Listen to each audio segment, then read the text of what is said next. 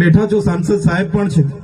સાહેબ, આટલો મોટો મારા વિસ્તારમાં કાર્યક્રમ છે, કલેક્ટર સાહેબ, પ્રાંત સાહેબ અને પ્રયોજનાજી શર્માજી, હું અહીંનો ધારાસભ્ય છું ભાઈ. મને કેમ કોઈ ફોન બી નહીં કર્યો, પત્રિકા નહીં, જાણ નહીં, ખુલાસો કરો.